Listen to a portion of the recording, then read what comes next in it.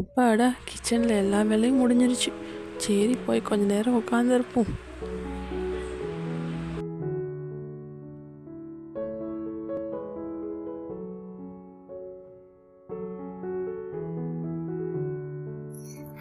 ஒரு வழியாக குளிக்கிற வேலை முடிஞ்சிருச்சு. அது ஒரு பெரிய வேலையாக இருந்தது. சரி, போய் அப்படியே நம்மளும் உட்காந்துருப்போம். என்னடி இப்போதான் குளிச்சுட்டே வர்றியா? அதனால தான் லேட் ஆயிடுச்சு.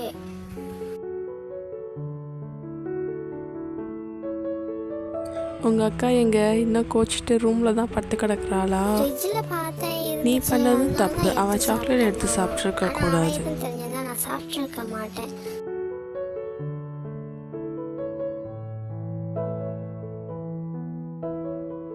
சரி, இப்போ என்ன, சாக்லேட் தானே, அவளை போய் சமாதானம் பண்ணி கூட்டிகிட்டு வா.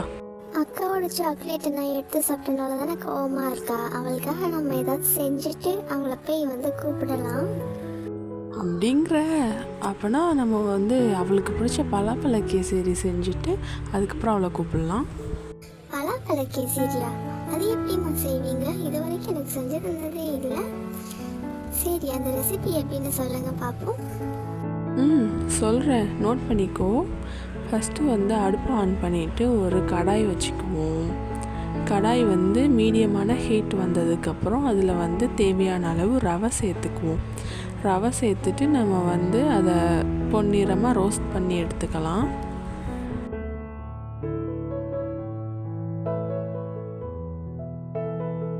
இந்த மாதிரி பொன்னிறமாக வறுத்ததுக்கப்புறம் இதை நம்ம எடுத்து தனியாக ஒரு பிளேட்டில் மாற்றி வச்சுக்குவோம்.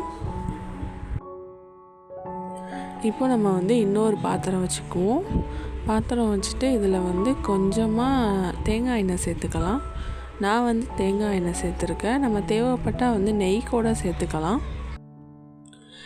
எண்ணெய் நல்லா காஞ்சதுக்கப்புறம் 2 முந்திரி பருப்பு சேர்த்துக்குவோம். நம்ம உலர் திராட்சை இருந்தால் கூட சேர்த்துக்கலாம். நம்ம இன்றைக்கி வெறும் முந்திரி பருப்பு மட்டும் சேர்த்து தான் செய்ய போகிறோம். முந்திரி பருப்பை சேர்த்துட்டு இதை பொன்னிறமாக வறுத்துக்குவோம்.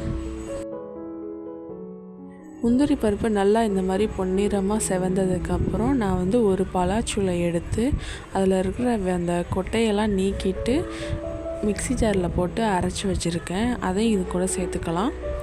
சேர்த்துட்டு ஒரு தடவை நல்லா மிக்ஸ் பண்ணி விட்டுக்கலாம்.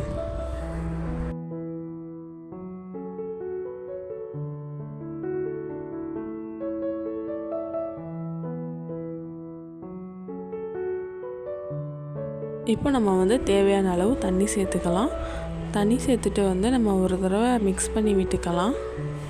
நல்லா இந்த மாதிரி மிக்ஸ் பண்ணி விட்டுக்கணும்.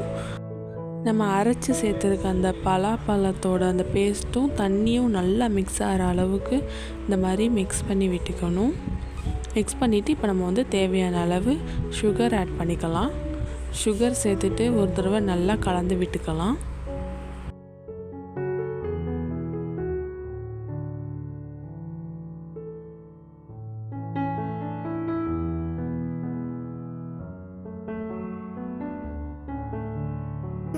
ஏதோ புதுசாக ட்ரை பண்ணுறீங்க.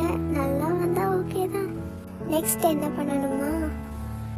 அடுத்து இதை நல்லா கொதிக்க விடணும். இந்த மாதிரி நல்லா கொதித்ததுக்கப்புறம் நம்ம வறுத்து வச்சுருக்கோம்ல ரவை, அதை இது கூட சேர்க்கணும்.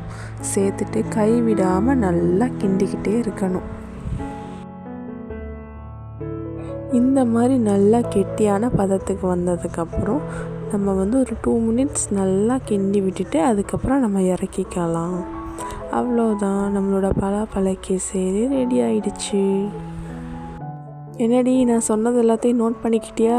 இப்படி தான் பலாப்பழ கேசரி செய்கிறது. நீயும் தெரிஞ்சு வச்சுக்கோ, உனக்கும் ஃப்யூச்சரில் உதவும். சரிம்மா, இப்போ அக்காவை நம்ம கூப்பிடுவோமா? சரி சரி, இரு, நான் கூப்பிடுறேன்.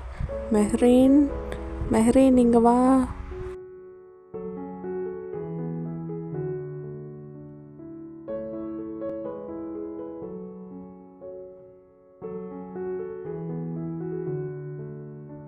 என்னம்மா, எதுக்கு கூப்பிட்டீங்க?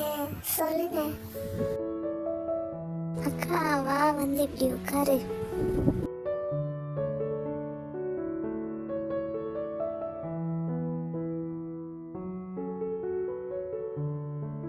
இந்தா உனக்கு பிடிச்ச பலாப்பழ கேசரி செஞ்சுருக்கேன், சாப்பிடு.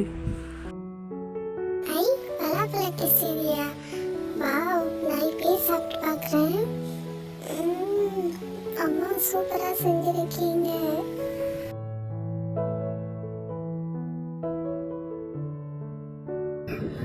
கேசரி செம்மையாக இருக்கு.